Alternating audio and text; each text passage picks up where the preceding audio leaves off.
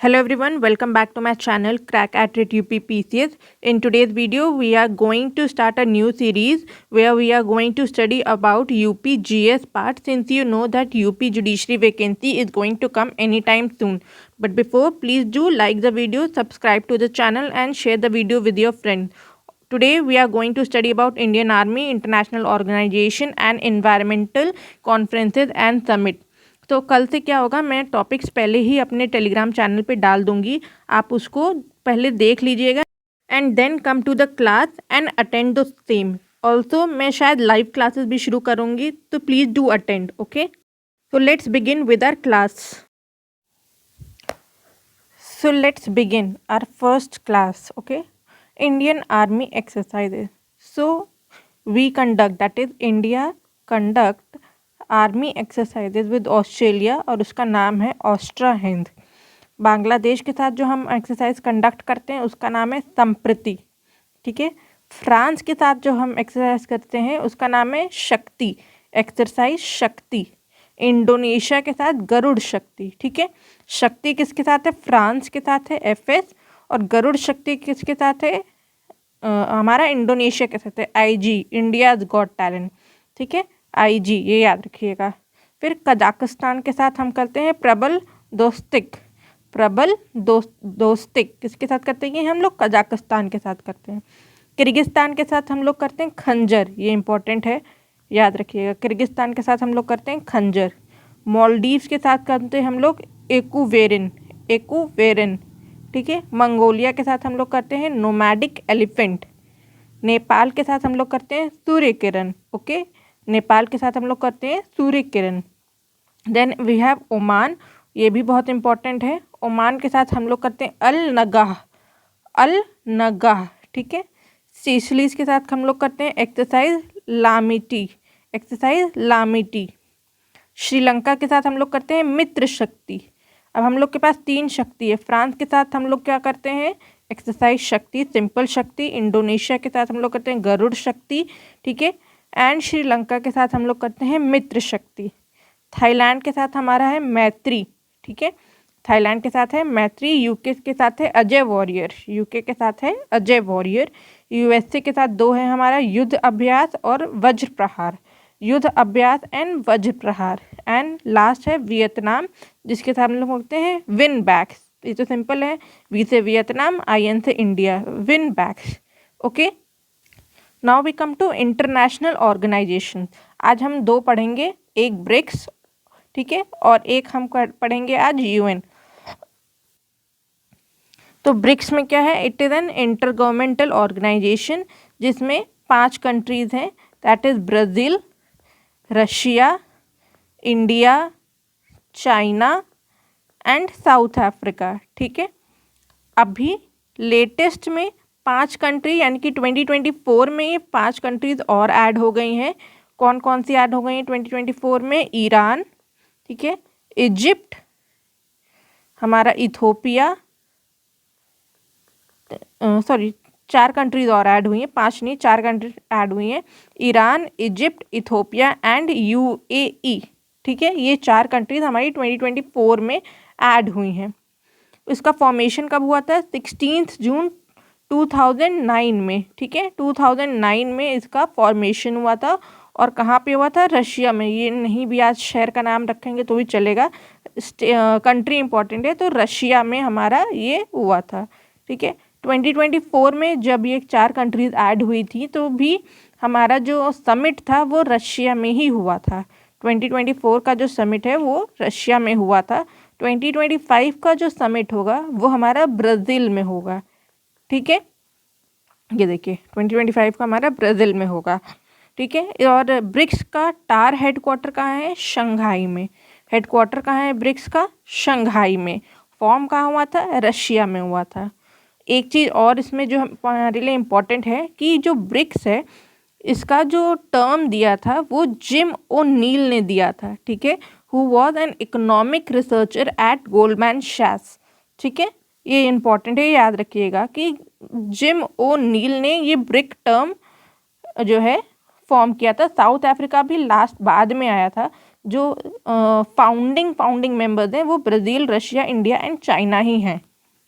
Now we come to G20, ठीक है, group of 20 nation, G20, ठीक है। It is also an inter governmental forum comprising of 19 Nations, ठीक है, plus EU, तो ये हमारा 20 हो गया। EU अभी जो 2022 में 23 में जब इंडिया में हुआ था ब्रिक्स, 23 में जब इंडिया में हुआ था तो एक डिक्लेरेशन साइन हुआ था जिसके लिए मोदी जी को बहुत ही अप्रिशिएट किया गया था। एंड उस टाइम पे अफ्रीकन यूनियन 2023 में अफ्रीकन यूनियन ऐड हो गया था, ठीक है। तो कितने अब हो गए हैं, तो ये G20 की जगह ये 21 एक्चुअली हो गया है अब, बट नेवरदलेस ये नाम एक रह गया है तो रह गया है। इसका फॉर्मेशन कब हुआ था, 1999 में, ठीक है। 2023 में ये इंडिया में हेल्ड हुआ था और उस समय इसका जो थीम था वो था वासुदेव कुटुंबकम, ठीक है। और हमने क्या करना है, हाँ 2024 में ब्राज़ील में हुआ था ये, ठीक है, एंड 2025 में ये साउथ अफ्रीका में होगा, जोहान्सबर्ग में, ठीक है, साउथ अफ्रीका में होगा G20 का वो। और अभी 2023 में कहाँ हुआ था, सॉरी ये 2022 का है, हाँ ठीक है, 2023 इंडिया में हुआ, 2024 ब्राज़ील में हुआ है, 2025 हमारा साउथ अफ्रीका में होगा, जोहान्सबर्ग में, ओके। अब हम जा रहे हैं इन्वायरमेंट के कुछ इम्पॉर्टेंट ईयर्स, कुछ इम्पॉर्टेंट कॉन्फ्रेंसेस एंड समिट्स पढ़ने, ओके। तो हम शुरू करते हैं। 1972 में यूनाइटेड नेशन का कॉन्फ्रेंस हुआ था ह्यूमन एनवायरनमेंट पे, जिसको हम लोग स्टॉकहोम कॉन्फ्रेंस बोलते हैं, इसको सुन तो स्टॉकहोम कॉन्फ्रेंस बोलते हैं, ठीक है। और यहाँ पे क्या हुआ था, 1972 में UNEP फॉर्म हुआ था। UNEP का कैपिटल कहाँ है, UNEP का कैपिटल नहीं, हेडक्वार्टर कहाँ पे है, तो UNEP का हेडक्वार्टर है वो हमारा है क्या बोलते हैं, नायरोबी केन्या में, ठीक है, नायरोबी केन्या में। और यहीं पे एक क्लब ऑफ रोम्स करके एक रिपोर्ट पब्लिश हुई थी और उसका नाम था limit to growth, limit to growth, ये इंपॉर्टेंट है, ये MCQ में पूछा जाता है, ठीक है।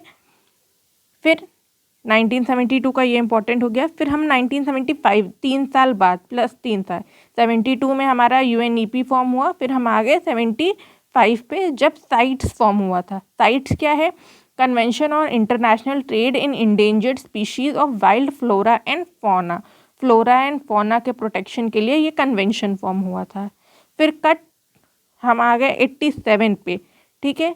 अगेन ये बहुत इंपॉर्टेंट है क्योंकि world commission on environment and development ने एक बर्न्ट लैंड रिपोर्ट पब्लिश की थी और वहाँ पे एक टर्म आया था हमारे लाइफ में, हमारे जीवन में, जिसका नाम था सस्टेनेबल डेवलपमेंट, ठीक है।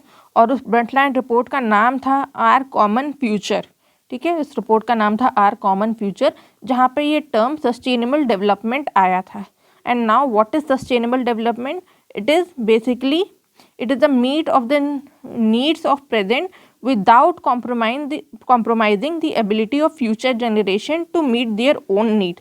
ये सस्टेनेबल डेवलपमेंट क्या होता है, ये बहुत इंपॉर्टेंट है, आई थिंक सबको ही पता है। कहाँ से आया था, 1987 की ब्रंटलैंड रिपोर्ट जिसका नाम था आर कॉमन फ्यूचर, वहाँ पे ये टर्म सस्टेनेबल डेवलपमेंट आया था, ओके। देन वी हैव 1987 में, उसी ईयर में मॉन्ट्रियल प्रोटोकॉल आया था। ये किस चीज़ के लिए है, ओजोन के लिए है। 1988 में IPCC यानी कि inter governmental panel on climate change, जो कि एवरी ईयर या एवरी 3 ईयर्स पे एक रिपोर्ट निकालता है, तो ये हमारे लिए ईयर इंपॉर्टेंट हो जाता है। एंड फुल फॉर्म जान लीजिएगा, मेंस में फुल फॉर्म पूछा जा सकता है। देन 1990 में हमारा आता है international institute for sustainable development, ठीक है, ये इस्टेब्लिश हुआ था। It is not that important, तो ये आप स्किप कर सकते हो, बट रीड कर लीजिएगा, ठीक है। International institute for sustainable development was establish और इन्होंने एक रिपोर्ट पब्लिश किया था, अर्थ नेगोशिएशन बुलेटिन, ठीक है। देन 1992 में UN conference on environment and development शुरू हुआ था, जिसको हम अर्थ समिट बोलते हैं, जो कि रियो डी जेनेरियो में हुआ था। और एजेंडा 21 जो था यहीं से शुरू हुआ था। यहाँ पे इस कॉन्फ्रेंस में बहुत सारी नई चीज़ें आई थी। Let me explain. ये ले लेते हैं, येलो ले लेते हैं। इसमें एजेंडा 21 आया था। देन हमारा convention on biological diversity that is CBD is not visible, CBD, ठीक है। Then United Nation convention on framework convention on climate change, UNCCC, ठीक है, कन्वेंशन ऑन क्लाइमेट चेंज। 3 चीज़ें आई थी एजेंडा 21 1992 के कॉन्फ्रेंस से। देन हमारा आया था CBD बायोलॉजिकल डाइवर्सिटी पे convention, then CCC convention on climate change. Then 1993 में सस्टेनेबल डेवलपमेंट पे फिर कन्वेंशन हुआ था, एंड 1993 में convention of biological diversity enters into force. अभी तो यहाँ बना था, इन फोर्स आ गया था 1993 में, ठीक है। देन हमारे लिए 97 इंपॉर्टेंट है, that is Kyoto protocol was adopted, ठीक है। 1997 में क्योटो प्रोटोकॉल वॉज अडॉप्टेड। अब क्योटो प्रोटोकॉल है क्या, ये आप रीड करके आइएगा। हम नेक्स्ट लेक्चर में एक एक करके, जैसे ये हमारा क्या गया, मॉन्ट्रियल प्रोटोकॉल हो गया, ओजोन वाला, क्योटो प्रोटोकॉल हो गया, ठीक है, सस्टेनेबल डेवलपमेंट हो गया, इन सब के बारे में एक एक टॉपिक करके डिटेल में पढ़ते रहेंगे, जो हम अपना करंट भी याद कर लेंगे एंड इसको भी इंक्लूड कर लेंगे। देन 2000 में मिलेनियल डेवलपमेंट गोल क्रिएट हुआ था, और कार्टेजेना प्रोटोकॉल बायो सेफ्टी पे, ठीक है, प्लास्टिक्स पे भी आप बोल सकते हो, ठीक है, ये इंपॉर्टेंट है। फिर 2001 का इंपॉर्टेंट है स्टॉकहोम कन्वेंशन, जो कि POP यानी कि परसिस्टेंट पॉल्यूटेंट ऑर्गेनिक पॉल्यूटेंट, ये इंपॉर्टेंट है, ईयर पूछ लेते हैं, ठीक है। अब क्या कर सकते हैं, डिफ़िकल्ट पेपर को डिफ़िकल्ट बनाने के लिए दे कैन ऑल्सो सीरीज आपको नाम दे देंगे एंड आपको बोल देंगे इसको क्रोनोलॉजिकली ईयर वाइज लगाने को, तो इसीलिए ईयर इंपॉर्टेंट है, इसको याद रखिएगा। देन 1992 के बाद 10 साल बाद 2002 में फिर से वर्ल्ड समिट हुआ था सस्टेनेबल डेवलपमेंट में, कहाँ पे हुआ था, जोहान्सबर्ग में हुआ था, ठीक है। देन हम आ जाते हैं 2005 में कि Kyoto protocol become international law और ये लीगल बाइंडिंग होते हैं। 1990 कहाँ पे हमने पढ़ा था क्योटो प्रोटोकॉल, 1997 में, ठीक है, ये देखिए। और फिर ये 2005 में ये एक इंटरनेशनल और बाइंडिंग लॉ हो जाता है, ओके। देन 2012 में अभी देखिए यहाँ पे 2002 में हुआ था, 10 साल बाद फिर से हुआ है United nation conference of sustainable development, जिसको Rio+20 बोलते हैं। ये क्या है आपका, Rio+10 है, ठीक है, ये इंपॉर्टेंट है, इसको भी याद रखिएगा ईयर।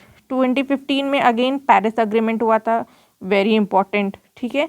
और 2015 में ही जो हमारे 17 सस्टेनेबल गोल है, जो कि मैंने अपने वहाँ टेलीग्राम चैनल पे पोस्ट किया हुआ है, एक शॉर्ट ट्रिक भी ऐड की हुई है उसमें, उसको याद करने की, वो याद कर लीजिएगा, it is very important. Then ये आप नहीं भी याद रखोगे तो चलेगा, बट 2023 में दुबई में हुआ था COP28, ठीक है। 2024 में आपका अभी अजरबैजान बाकू में हुआ था, एंड नेक्स्ट ईयर COP30 कहाँ है, ब्राज़ील में है। ये इम्पॉर्टेंट है, ये याद रखिएगा, ये वेरी इंपॉर्टेंट है। सो आई होप ये छोटा सा वीडियो आपको अच्छा लगा होगा। If you liked it and if you want to continue with it, please do let me know in the comment section. I will continue with it. Thank you so much for your time, and let me know what all topic you want to study after it. Okay, thank you so much.